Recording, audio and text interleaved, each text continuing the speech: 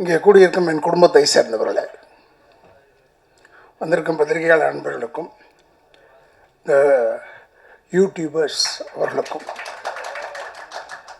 ஏன்னா நான் இன்றைக்கி வாழ்ந்துக்கிட்டு இருக்கேன்னா அது முக்கிய காரணம் அவங்க தான். ஏன்னா அவங்க தான் அக்கப்புறம் எழுதுவாங்க, எழுதினாலும் பரவாயில்ல, நல்லா இருப்பேன் நான். ஏன்னா அவங்க எழுதணும், என்னை பற்றி ஏதோ ஒன்று எழுதணும். புரியுது உங்களுக்கு? இப்போ காந்தியை பற்றி பேசும்போதெல்லாம் கோட்ஸை பற்றி பேசுகிறாங்கல்ல, அது மாதிரி தான்.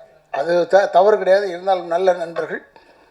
அண்டு சகோதரர் தான அவர் என்னுடைய சகோதரன். அவர் நாங்கள் எப்பவுமே சண்டை நிறைய சண்டை போட்டிருக்கோம், நிறைய வாட்டி சண்டை போட்டிருக்கோம், நிறைய தடவை அதை பற்றி கவலைப்படுறதில்லை, ஒற்றுமையாக போயிட்டே இருக்கோம். அதான் ஆச்சரியமாக இருக்குது. அவர் வீட்டு ஃபங்க்ஷனாக இருந்தாலும் சரி, என் வீட்டு ஃபங்க்ஷனாக இருந்தாலும் சரி, அவர் வந்து கலந்துக்குவேன், நானும் வந்து கலந்துக்குவேன். அதே மாதிரி சகோதரர் செல்வமணியெல்லாம் ஏன் மறக்க முடியாதுன்னா, இன்றைக்கி ராதாரவி நிற்கிறான்னா அதுக்கெல்லாம் ஒரு காரணம் வந்து செல்வமணி அவர்களும் இருக்கிறார்கள். ஏன்னா அவருடைய படம் செம்பருத்தி போய் நடிக்கிறேன்னும் போது தான் எனக்கு ஹார்ட் ப்ராப்ளம் வந்தது. அப்போ வீட்டில் படுத்துருந்தேன். அப்போ அந்த 3 மாதமும் அவர் வெயிட்டிங். எதுக்கு? செம்பருத்திக்கு நான் வந்து நடிக்கணும், அதுக்காக வெயிட் பண்ணி என்னை நடிக்க வச்சார். அது ஒரு பெரிய ஒரு ராசியாச்சு. எதுக்குன்னா, எனக்கு தங்கச்சியாக நடித்தது அதில் ரோஜா, இதில் வந்து நம்ம நளினிம்மா, என் தங்கச்சி உயிர் உள்ள ஒரு விஷால். அதனால் அவங்க எல்லாமே பெரிய பெரிய ஹிட்டாகி பெரிய ஆளுங்களாக இருக்கும்போது கூட இன்றைக்கு வரைக்கும் அதே மரியாதை, அதே இது அன்பு செலுத்திக்கிட்டு இருக்காங்க. அவர்களுக்கு என்னுடைய வணக்கங்களை கூறி, சகோதரர் அவரை பற்றி சொல்ல தரவில்லை. அவர் இயக்குனர் என்னை வந்து சென்னை காதல்னு ஒரு படத்தில் நடிக்க வச்சார். நான் அவ்வளோவா கேட்கல அவர்கிட்ட போய் வாய்ப்பு. ஏன்னா டைரக்டர்கிட்ட எப்போயும் நான் வாய்ப்பு கேட்டுருவேன். ஏன்னா இல்லை, அடுத்த படத்தில் நான் பிரமாதமான ஒரு வேஷம் செய்யவே முடியாது. சும்மா சொல்லுவாங்க, அவங்க இருக்கிற பிஸியில் நம்ம மறந்துடுவாங்க. அதனால் அப்பப்போ நான் அட்டெண்டன்ஸ் போட்டுக்கிட்டே இருப்பேன். இவங்ககிட்ட டைரக்டர்கிட்டையும் ப்ரொடியூசர்கிட்டையும் அட்டெண்டன்ஸ் இருக்கும். டிஆர்கிட்ட கவலை இல்லை, ஏன்னா அவர் தான் ஆளினால் அழகுராஜா. அதனால் அவருக்கு எந்த ஏரியாவில் கேட்டாலும் அவருக்கு கவலை இல்லை. அவர் எப்பயுமே என்னை கூப்பிட்டு, உயிர் உள்ள வரை உஷா வரும்போது நாங்கள் சொல்லியிருக்கேன், பேட்டியில் சொல்லியிருக்கேன், என்னை கெடுத்தவர் டி ராஜேந்தர்னு. ஏன் என்னை கெடுத்தாருன்னா, 8 வருஷமாக எனக்கு படம் இல்லை. லா காலேஜ் படிச்சுக்கிட்டு இருந்தேன். கொஞ்சம் கொஞ்சம் ஒரு 2 படம் ஒரு படம் அப்படி நடிச்சுக்கிட்டு இருப்பேன். அப்போ டிஆர் சார் வந்து எனக்கு வந்து அமெரிக்காவில் எங்கள் அக்கா இருக்கிறதுனால என்னை கூப்பிட்டுட்டு, இவருக்கு எழுதி போடுற ஓஹியோவில் ஒரு ஆளை கேட்டிருக்காரு டைரக்டராக வேணும்னு அப்படின்னு கூட எழுதி போட்டேன். ஓஹியோவில் அவர் இருக்கார், ட்ரெஸ்பாஸ் அவென்யூ. அவர் பேர் மிஸ்டர் ராவ், இந்தியன். உடனே நான் எம்.ஆர். ராதாசன்னு உடனே ஒத்துக்கிட்டார். ஆனால் அந்த பதிலை சொல்கிறதுக்கு மட்டும் 2 வருஷம் எடுத்துக்கிட்டார். அதுக்குள்ளேயும் பார்த்தா உயிர் உள்ள ஒரு உஷா உள்ளே வந்துச்சு. இவர் என்னை கூப்பிட்டு அறிமுகப்படுத்தினது பெரிய அளவில் போய் எல்லா படத்துலையும் நான் தான் வில்லன். கெடுக்கிறதுக்கு ரைட்டான ஆள் யாருன்னா ராதா ரவின்ற அளவுகளை கொண்டாண்டார். அதனால் என்னை வந்து ஊருக்கு போகாமல் தடுத்ததும் டிஆர் அவர்கள் தான். இல்லைன்னா நான் ஒழுங்காக போயிருப்பேன், அமெரிக்கா போயிருப்பேன்னு வச்சுக்கோங்க. ஆனால் அமெரிக்கா போயிருந்தால் இப்போ உங்களெல்லாம் சந்திக்க முடியுமா, உங்கள் பேர் எடுக்க முடியுமா? இந்த ஊரில் நான் பேர் எடுத்துருக்க முடியாது. இந்த பேரில் எடுத்ததுக்கு காரணம் வந்து டிஆர் அவர்கள் தான். இப்போ கூட நான் அந்த பார்த்துக்கிட்டே இருக்கும்போது தானு சார் சொன்னார், பேசும்போது இது வந்துடும். அப்புறமா டைரக்டர் சொன்னார், எனக்கு பேசும்போது அழ வந்துடும்னு. நான் உண்மையிலே பார்க்கும்போது எனக்கு அழ வந்துருச்சு. எப்படிப்பட்ட படம், எப்பேற்பட்ட படம் பா! உயிர் உள்ள வரை உஷா. இவரை பார்க்கறதுக்கு நான் அப்போ சாந்தி விகார் பக்கத்தில் எங்கேயோ ஒரு ஃப்ளாட்டில் இருந்தார் சார், கங்கா அப்பார்ட்மெண்ட்ஸ், அங்கே இருந்தார். மேம் போனேன் வாயா அப்படி சொல்லிவிட்டு டோரை அவருக்கு எதுவும் கிடைக்கூடாது, டோர் கீரெலாம் உடனே தட்டுவார். டக் டக் டக் டக்குன்னு போட்டார். என்னென்னு பார்த்தா இவங்க கல்யாணம் பண்ணிக்க போகிறாங்க உஷா. அவங்க வந்து வெளிநாட்டுக்கு போயிருக்காங்க ஒரு ப்ரோக்ராமுக்கு. உடனே எனக்கு பாடி காமிச்சார். இந்த உயிர் உள்ள ஒரு ஷோல ஒரு பாட்டை பாடினார், வைகை கரை காற்று நிலைன்னு பாடினார். அப்படி யாரும் பார்த்தேன், என்னடா இந்த மனுஷன் நின்ன இடத்துல தட்டுறாரு, நின்ன இடத்துல பாடுறாரு, எப்படிடா இது இப்படி ஒரு மனுஷன்னா என்ன? அப்போ பார்த்தேன். இப்போவும் 40 வருஷமாக இதே மாதிரி தான் இருக்கார். அதுதான் அவர்கிட்ட இருக்கிற ஒரு பெரிய. நான் எப்போ தம்பியை கூட பார்த்து சொல்லுவேன், நான் ஒரு பிள்ளைய பார்த்து சொல்லுவேன், அவன் எனக்கு ஒரு மகன் மாதிரி அவர் நான் எப்போ பார்த்து சொல்லுவேன், என்ன தான் சொல்லு, அந்த டிஆர் மாதிரி நீ வர முடியாது, அப்படிப்பட்ட ஒரு ஆளப்பா. ஆனால் எல்லாமே அவர் பிறந்த பிள்ளைங்க பூரா எல்லாமே கலை அம்சம் கொண்டது. ஏன்னா இந்த பிளட் உச்சி முடியிலேருந்து கால் வரைக்கும் கலை தான் அவருக்கு லைஃப். போய் இப்படி நிற்க முடியாது. என்னென்னா இப்போ கொஞ்சம் நேரங்கள்லாம் பார்க்க ஆரம்பிச்சிட்டாரு. அது வேறு, அதை பற்றி நமக்கு ஒன்றும் கவலை இல்லாது. என்னென்னா இவரை நம்பி நான் வீட்டுக்கு போயிட்டேன். நான் எப்போயும் அடிக்கடி வீட்டுக்கு போவேன். அப்போ சிவாஜி அப்பா வீடு பக்கத்தில் இருந்தார். அங்கே போனோம்னா மேலே நின்றுட்டே இருந்துட்டு, மேலே தானே இருக்கார், நான் டிஆர் எப்படி இருக்கீங்க அப்படி செஞ்சுட்டார். அப்படி செய்கிறாரு, பேசக்கூட மாட்டுறாரு, ஹலோ சொல்ல மாட்டுறாரு. அந்த கோவம் எனக்கு. உடனே என்னை கூப்பிட்டு ஒரு அம்மா வந்து உங்களை உள்ளே உட்கார சொன்னாங்க. நான் இப்போ ஆஃபீஸ் ரூம் அந்த பக்கம் ரைட் சைடு உள்ளே உட்காந்துருந்தேன். வந்தார். இல்லையா, இந்த டைமில் உனக்கு பேசக்கூடாது உன்னோட, அதுக்காக தான் நான் பேசலை. இதை முதல்ல தெரிஞ்சிருக்கலாம்ல எனக்கு. அவர்கிட்ட கோச்சிக்கவும் முடியாது. அவர் சொல்கிறது பூரா செய்கிறது பூரா எல்லாமே நல்லது. என்னென்னா அவருடைய இன்னொரு படத்தில் நடித்தேன் நானும் நளினியும் ஜோடி. அப்போ அதில் நான் சென்ட்ரல் மினிஸ்டராக நடித்தேன். காதல் அது ஹைதராபாத்தில் எடுக்கிறோம். என்ன ஒரு லாபம்னா டெய்லி ஒரு கோழி அவுட்டு ரெடியாக இருப்போம். நாங்கள் இன்றைக்கி என்ன கோழி ஃப்ரை பண்ணிட்டியா அப்படி சொல்லுவோம். எங்களுக்கு தெரியும் எப்படி ஒரு டெய்லி ஒரு கோழி உண்டு. அது ஒரு எல்லாருக்கும் கொடுக்கறதில்ல அவ்வளோ அன்பானவர். இப்போ கூட சொன்னார், அவருக்கு எழுதி வச்ச வசனம்னு தானு சார் சொன்னாங்க. நான் பார்த்ததில்லை இப்படி ஒரு மனுஷனை, நான் பார்த்ததே இல்லை. ஏன்னா டைலாக்ன்றது ஒரு புக்கு கிடையாது. கையில் ஒரு பேப்பர் மட்டும்தான் இருக்கும், இந்த screenplay of the picture. Scene order படி இவர் பாட்டுக்கு சொல்லிக்கிட்டே இருப்பார் டைலாகை. நம்ம பாட்டுக்கு சொல்லிக்கிட்டே இருக்கணும். திடீர்னு ஏவிஎம்மில் எடுத்துகிட்டு இருக்கும்போது, இந்த படம் நான் காதல் ஏவியத்தில் எடுத்துக்கிட்டே இருந்தேன். இல்லை ஏன்னா நீங்கள் எடுத்தது ஏவிஎம்மில் இது தான். இந்த ஒரு சீன் எடுத்தீங்க, சுற்றி நடந்து வந்தேன். நடந்து வர இவர் பாட்டுக்கு டைலாக் சேர்க்குறாரு. ஒரு பாட்டுக்கு நானும் விடாமல் அப்படியே நடந்து பேசிக்கிட்டே இருந்தேன். அப்போ திடீர்னு ஒருத்தன் எட்டி பார்த்துட்டான் அங்கேருந்து. யார் அதை எட்டி பார்த்ததுன்னு நாங்கள் பேசிக்கிட்டு இருந்ததான் இவர் உடனே யார் அவன் எங்கடா அப்படி வந்தார். உடனே இப்படி பார்த்துட்டு சரி அவன் இந்த வீட்டு வேலைக்காரன் கதையை வச்சுக்க, எவனாலையும் செய்ய முடியாது. அவன் நல்ல நேரம் பாரு, இந்த வீட்டு வேலைக்காரன் ஆகிட்டான். அவன் ஓடியே போயிட்டான், அடுத்த தெருவுக்கு ஓடி போயிட்டான். ஒரு கத்துல அது மாதிரி ஒரு ஒரு ஒரு அழகான ஒரு விஷயங்கள் அவர்கிட்ட நிறைய இருக்குது. அவர் எப்பவுமே இன்வால்வ் ஆகிடுவார். அவர் எதில் போட்டாலும் அவர் இன்வால்வ் ஆகிடுவார். இப்போ கூட சொன்னார், உயிர் உள்ள ஒரு விஷயம் எடுக்க போகிற, திருப்பி ரீரிலீஸ் பண்ண போகிற வந்துருன்னு சொன்னார். நான் வந்துட்டேன். ஏன்னா உயிர் உள்ளவரை உஷாவில் நடிக்கும் போது என்ன பயமோ அதே பயம் இப்போவும் இருக்குது அவர்கிட்ட. ஏன்னா எனக்கு வந்து அவர் பசுக்குன்னு திட்டி விடுவார்.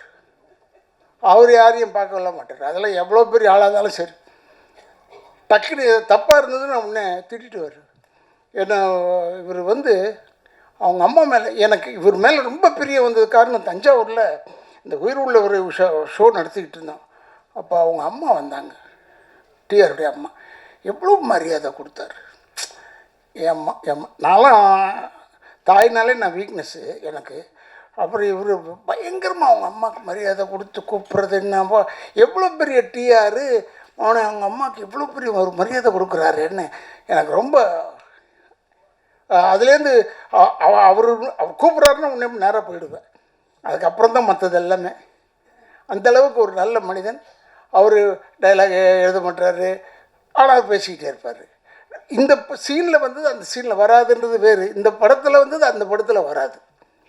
அந்த டேலண்ட் வந்து வேறு யாருக்குமே கிடையாது. நான் பார்த்த வரைக்கும், நான் பார்த்த நடிகர்கள் வரைக்கும் இல்லை.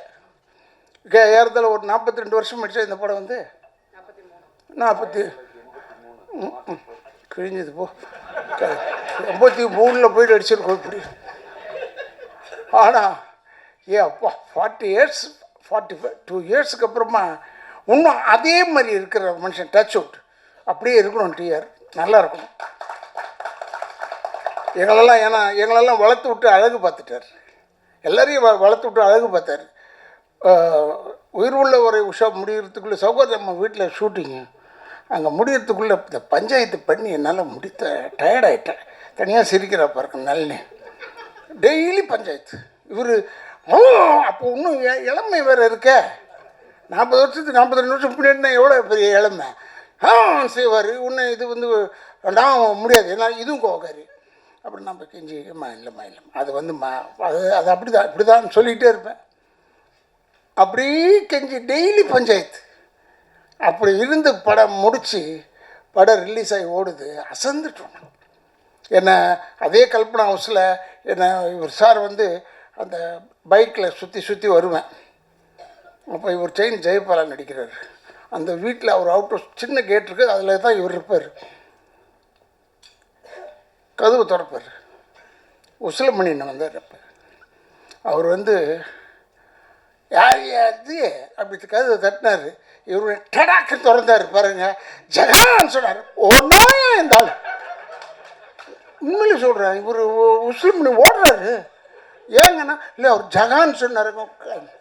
அவர் ஜகான்னு சொன்னது என்னென்னா அவருடைய ஒரு எக்ஸ்பிரஷன் ஆஃப் ஸ்பீச். அது ஜகான்னு சொல்கிறது. நீ எதுக்கு இல்லை ஜகான்னா ஹிந்தியில் ஓடுன்னு அர்த்தம். அதான் பின்னாடி போயிட்டு தம்பின்னு சொல்கிறாரு. நாங்களாம் சிரிக்க அது இல்லைங்க. நைட்டில் இத்தனைக்கும் நைட்டில் இது நடக்குது. அது மாதிரி ஒரு அற்புதமான நிகழ்ச்சிகள் நிறைய இருந்தது. அவர் வேணும்னே அதை செய்கிறது இல்லை. அவர் அப்படி தான் அது உள்ளே இன்வால்வ் ஆகிட்டார்னா அவர் சுற்றி இருக்கிறது என்னன்னே தெரியாது. அந்தளவுக்கு ஒரு அற்புதமான மனிதன், நல்ல மனிதன், நல்ல இதயம் கொண்டவர். அவர் இப்போ எங்களை வந்து என்னை வந்து சொல்லியிருக்காரு. அடுத்த படத்தில் ஏதோ நடிகன்னு ஒரு படத்தில் சொல்லியிருக்காரு. நான் நடிக்கிறேங்கன்னு சொல்லிட்டேனே ஒழிய இன்றைக்கி வரைக்கும் திக்குன்னு இருக்க உள்ள இவரோட போய் நடிக்கணும்னா என்ன கண்டிஷனில் போகணும், என்ன மாதிரி போகணும். ஏன்னா இப்போ நமக்கு ஏஜ் ஆகிடுச்சு. எனக்கு 72 ஆகிடுச்சே. இப்போ போயிட்டு இந்த மாதிரி இளமையான சரி எப்படியோ ஒன்று நான் மொல்லம்மா நல்லிகிட்டம்மா கேட்டேன். நல்லம்மா நீ இருக்கிற அந்த படத்தில் அண்ணா நான் இருக்கிறேண்ணே. அண்ணோட அப்பாடா 2 பேர் ஆச்சு கணக்கில். அப்போ இதை திட்டு வாங்கிறதுக்கு 2 பேர் இருக்கும், போதும்ப்பா அது போதும் என்று சொல்லி இப்படி ஒரு மனிதனை நப்பா எத்தனை டைரக்டர்ஸ் எல்லா டைரக்டர்ஸ் செல்வமணியோடலாம் மாஞ்சி ஒர்க் பண்ணியிருக்கேன், நிறைய படம் பண்ணியிருக்கேன். இருந்தால் கூட அந்த செல்வமணிலாம் அந்த சாஃப்ட் இதாக பேசுவார். இவர் அப்படி இல்லை. இவர் ஸ்டார்ட் கேமரான்றதுக்கு முன்னாடியே ஆரம்பிச்சிருவார். நம்ம எங்கே போய் ஸ்டார்ட் பண்ணுறது எங்கே எண்டு பண்ணுறதுனே தெரியாது நமக்கு. அந்தளவுக்கு கொண்டாந்து விட்டுருவார். என் வண்டியை தான் நிற்க வச்சாங்க அந்த ஷாட்டில். உங்களுக்கு ஞாபகம் இருக்குன்னு நினைக்கிறேன். பைக் மேலே பறந்து இப்படி வருவார். அந்த ஷாட் போடல இப்போ ட்ரெய்லரில், படத்தில் இருக்குது. நாங்கள் நிற்போம். என் ஃப்ரெண்டு வீட்டில் தான் எடுத்தோம், சீதாராம் வீட்டில். இப்படி பைக் எடுத்துகிட்டு பறந்து டூப்பு தான் வந்து என் வண்டி இடிச்சிட்டான் பின்னாடி வெளில. இடித்து அந்த ஃப்ரேம் ஆஃப் த அம்பாசிடர் கொஞ்சம் மாறி போச்சு. உடனே நான் இவர்கிட்ட போய் சொன்னேன், டிஆர் இப்படி பாருங்க இப்படி பண்ணுறேன்னு. அப்படியா நான் பார்த்துக்கிறேன் போனால் அதை கரெக்ட் பண்ணி திருப்பி அந்த பாடியை கொண்டாந்து அதை ஸ்டடி பண்ணுறதுக்கு பல லட்சம் ரூபாய் செலவு. அப்போ அவ்வளோதையும் செஞ்சு கொடுத்தாரு. அப்படி ஒரு நல்ல மனிதன், நல்ல இதயம் கொண்டவர் அவர். இவர் செய்வாரோ மாட்டாரோன்னு பயந்து போய் கேட்டது ஒன்று உண்மை. இப்போ சொல்லிடுறேன், அவனை ஒரு வேலை இல்லையாப்பா அப்படி சொல்லிட்டாருன்னா என்ன செய்கிறது? இவர்கிட்ட பேசவும் முடியாது. நம்ம இப்போ உஷாவில் நடிச்சிக்கிட்டு இருக்கேன். அது மாதிரி ஒரு நல்ல ஒரு மனிதன், நல்ல இதயம் கொண்டவர். இப்போ நான் படம் பார்க்கும்போது அப்படியே நல்லிமாவை பார்த்துட்டு இருந்தேன். என்ன அழகு! அதே அழகு இப்போவும் இருக்குது, வேறு விதமாக இருக்குது. அப்போ பார்க்குறதுக்கு அவ்வளோ அழகு. அந்த படுபாய் இப்போ இந்த கங்கா இதெல்லாம் அனுபவிக்க முடியாமல் போயிட்டானேன்றது தான் வருத்தம். ரொம்ப ஒரு கங்காலாம் நான் வந்து சாமி எங்கே ஞானச்சேரி சாமிகளை போய் பார்க்கறதுக்கு போகும்போது கங்காலாம் க்யூவில் சரி பண்ணிக்கிட்டு இருப்பான். அந்த அவருடைய ஆசீர்வாதம் தான் இவர் படத்தில் நடித்தார், அவர் ஹீரோவாக. ஆனால் கங்கா அப்புறமா வந்து அவன் இல்லையேன்னு போது இன்றைக்கி நான் வரும்போது இதான் மனசில் வச்சுருந்தேன். கங்கா இல்லைன்னு போது வருத்தமாக இருக்குது. அவன் இருந்ததை இன்னும் சந்தோஷப்பட்டிருப்பாங்க என்று சொல்லி பல பேரை திருப்திப்படுத்தக்கூடிய அளவிலே இருக்கக்கூடிய நம்மளுடைய சகோதரர் டிஆர் அவர்கள், அவருடைய ஆசீர்வாதம், அவருடைய நல்ல எண்ணம் தான் அவர் பிள்ளையெல்லாம் பெருசாக தூக்கிட்டு வருது, மேலே கொண்டாந்து வச்சுருக்கப்ப.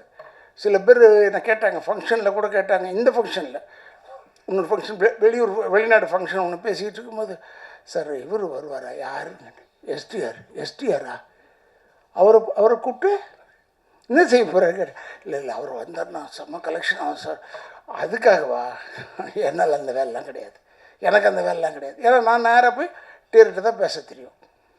டிஆர் வந்து அவர் ரூமில் உட்கார்ந்துருக்கிறதே ஒரு கலை அம்சம் கொண்டது ஒரு விஷயம். நான் பெருமைக்காக சொல்ல, கலை அம்சம் எல்லா ஏரியாலையும் கலை அம்சத்தோடு தான் இருப்பார் அவர்.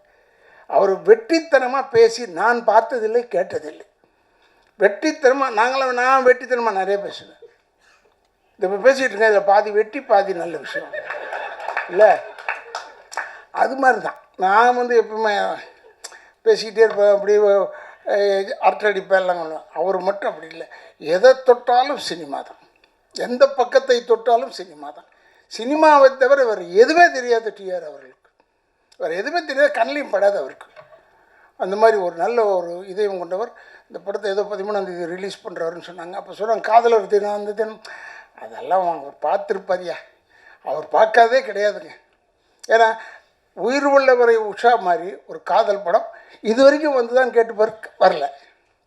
அது ஒரு ஆச்சரியம் அவர்கிட்ட தான். அதிலெல்லாம் நாங்கள் நடிச்சிருக்கோம்னா எங்களுக்கு பெருமை. இப்போ என்னை கூப்பிட்டதுக்கு நான் ரொம்ப பெருமைப்படுகிறேன் என்று சொல்லி என்னுடைய குடும்பத்தின் சார்பாகவும் திராவிட இயக்கத்தின் சார்பாகவும் என்னுடைய வாழ்த்துக்களை கூறி எல்லா இளைஞர்களுக்கும் ஒன்றே ஒன்று சொல்லிக் கொள்கிறேன், தாய் தந்தையரை முதியோர் இல்லத்தில் சேர்த்து விடாதீர்கள், கடைசி வரைக்கும் வச்சு காப்பாற்றுங்க என்று சொல்லி விடைபெறுகிறேன். நன்றி நன்றி நன்றி நன்றி. நன்றி சார். 42 வருஷம் கழிச்சு நிறைய ரகசியங்கள் எல்லாம் இங்கே சொன்னீங்க பார்த்தீங்களா, ஆனால் அப்பப்போ கொஞ்சம் உண்மை பேசிட்டீங்க சார். தேங்க்யூ.